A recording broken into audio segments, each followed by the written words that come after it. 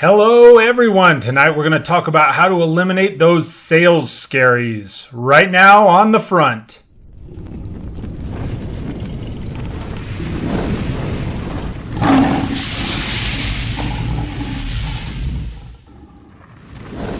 Hey, thank you for tuning in to another episode of The Front. I am your host, Mike Phillips. As always, you could please leave your comments or suggestions down below as they could lead to a fantastic future show. You can contact me and subscribe at leadtheteam.tv. I would love to hear from you. So tonight's subject, I'm talking about how to eliminate the scaries or eliminate that fear during the sale. This is really for retail salespeople, especially automotive salespeople, on how to eliminate that fear when you're dealing with customers. Because anytime you're interacting with other human beings, there is a risk of that fear. There's the potential fear of rejection, right? They won't like you, or they won't like the product. They won't like the way that you've handled something. Or there's that fear of failure, that you'll make it all the way through that process. You'll make it all the way through with somebody that you think they like you, and then they just stop. The sale stops, and you, quote unquote, fail to complete the transaction or sell the product.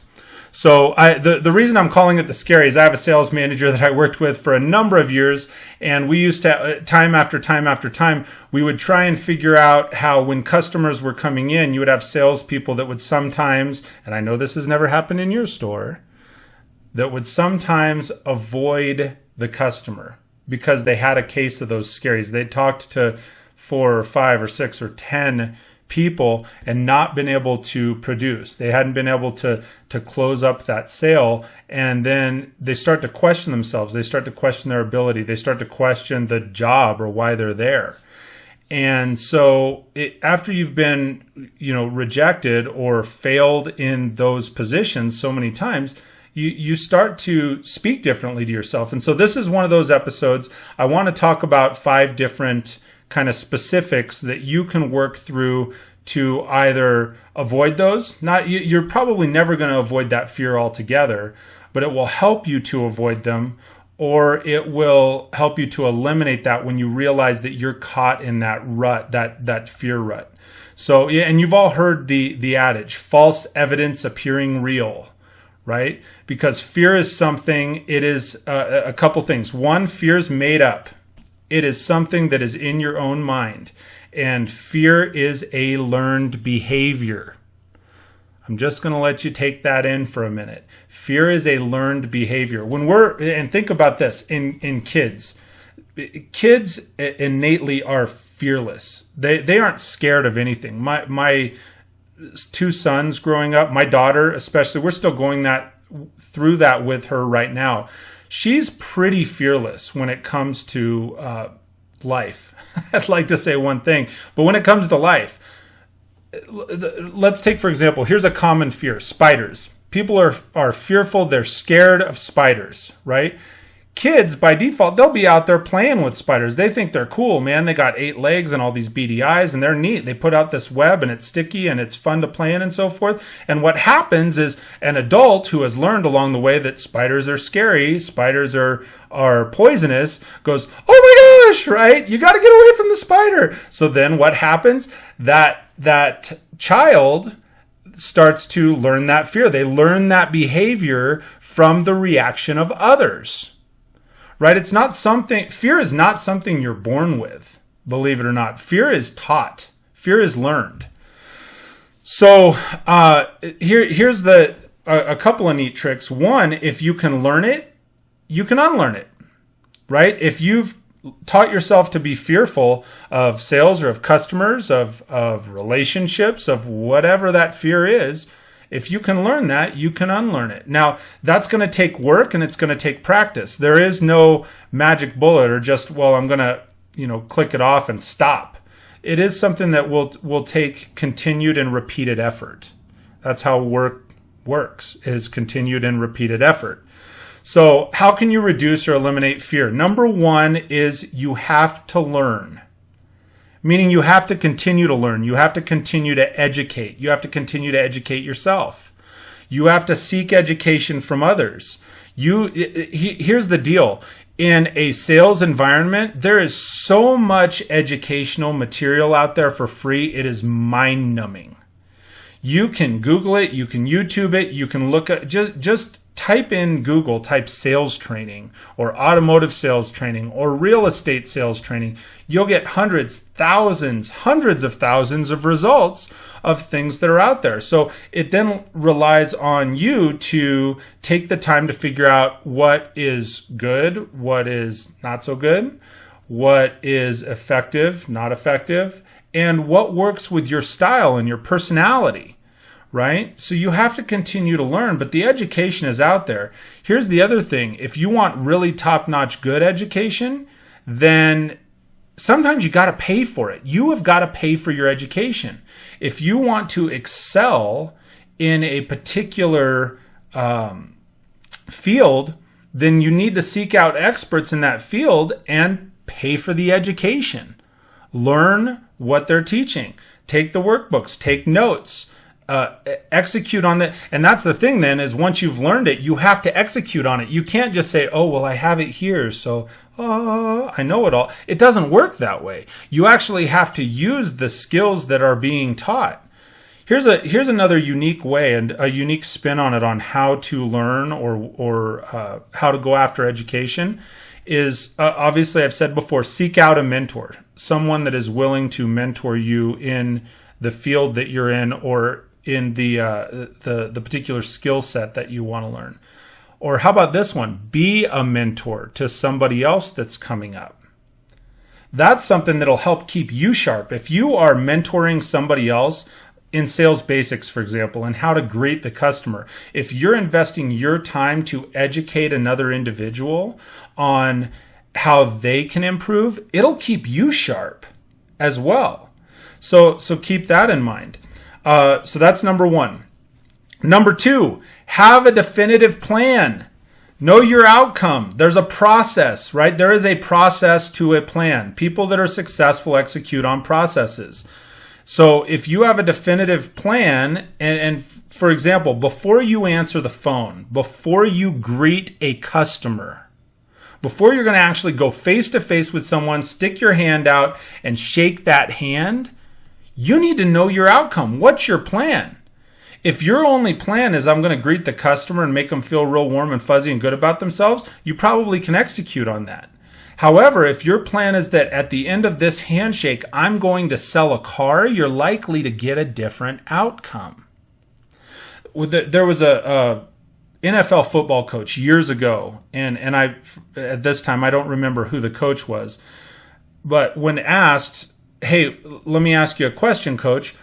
Why, you guys were favored to win the Super Bowl. You showed up and everything was in place. You were expected to win. What happened? The coach says, I told these guys that we were going to make it to the Super Bowl. I forgot to tell them the outcome was that we were going to win the Super Bowl. So you'll get exactly what you ask for, right? If you have that definitive plan, your plan should be, if you're a car salesperson, my plan at the end of this handshake is I'm going to sell a car. If you're a BDC person, a BDC rep, a customer service rep, then hopefully your plan should be, I'm going to answer this phone call, I'm going to knock it out of the park, and I'm going to set an appointment that is going to show up. It's not just setting the appointment, but setting the appointment to show. There are things that you can do to affect that outcome, right? Number three, what does your outcome look like? And you need to stay focused on it. So throughout that, as objections come up, as roadblocks come up, as things are likely to get in your way and build walls, you just need to keep that outcome from the handshake or from the phone call or from whatever it was that you started with. Keep that outcome at the front of your mind and stay focused on it. And it's okay to tell the customer, hey, Mr. Customer, hey, Mrs. Customer, listen, when you and I met today, you came in and said you had an interest in purchasing a vehicle. When I came in today, I came in with an interest to sell a vehicle. Those two things coincide. Let's do business. Keep that at the forefront. Keep it simple. Number four, take your job serious, but don't always take yourself really serious. You have to have fun, right? If you're not having fun in what you do for a living, it's proven time and time again, if you're not enjoying yourself at your chosen craft, and it is a choice, you will make less income. Have fun.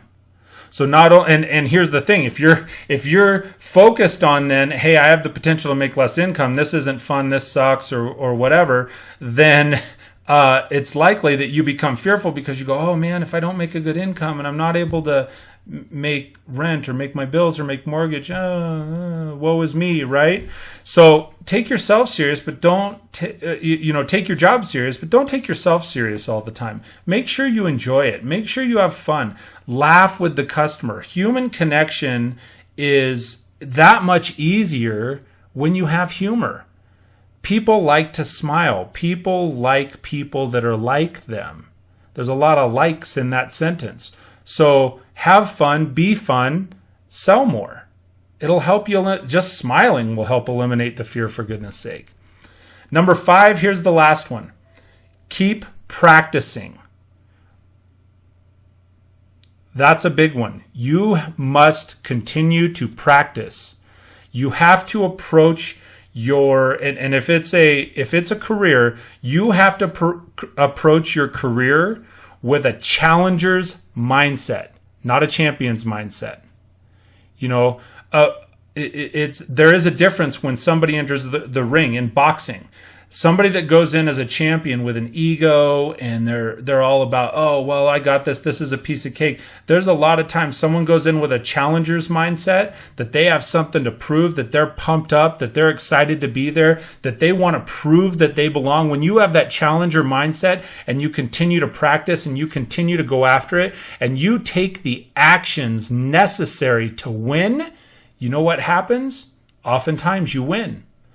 So approach it with that challenger mindset. Keep practicing. So as I'm coming to the tail end here, here's a few more notes I want to talk about on fear. I said earlier that the acronym for me would be false evidence appearing real. Fear's made up. It's a limit in your own mind. It is a creation of your own BS. And it's probably not the BS that you're thinking that I'm implying.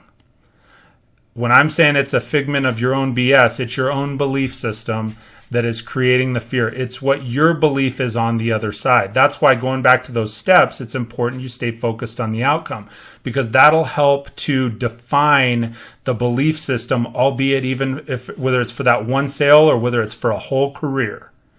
But you number one is you got to understand that fear is made up. It's something that you've created in your mind. And you're concerned when I'm saying false evidence appearing real, it's because of what you think will happen, not a necessary set of facts that has been determined to happen. Because when you're dealing with another person, a unique individual, another human being, you can't always say for certain what the outcome will be. That in itself can be scary. So that's why you have to stay focused on the outcome. My second note here on fear is don't expect, this one's fun. Don't expect 100% awesomeness or 100% perfection. That one for me personally is tough because I want things to be just so, right? You cannot have 100% perfection. Mistakes are okay, especially when you're going through it. All of the people that are experts or gurus or trainers or anybody that is excellent at something has experienced mistakes and failure. So when you go into it, one of the things is if you expect 100% of anything, then it's easier to be disappointed. So go in knowing that, well, if I can do this at 80% or better, and then from there you improve, then it will take the pressure off of you.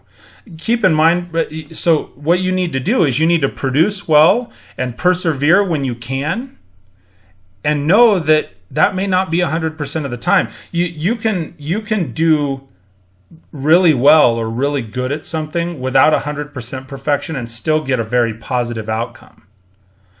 The last little note here I have on fear is, and this one's kind of a big one, I think. When you try to use what you don't have or you don't know, that alone will create failure and frustration. There are so many people that they think, well, because I have a desire to do this, that then I should just do it. it's one thing to have a desire to do something and go after it. It's another to have a desire and present yourself an expert when you're not.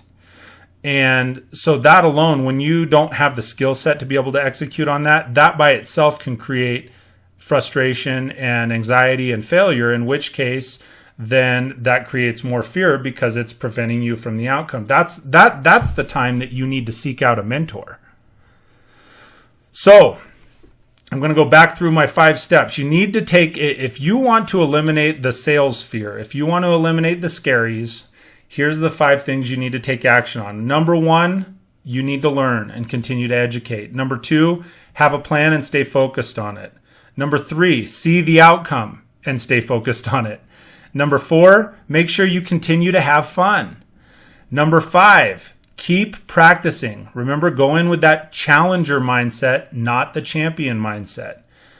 When you get to the top of the mountain, then you understand you got to hike back down sometimes and you start to hike back up again. It's a continual process. You keep going over and over again.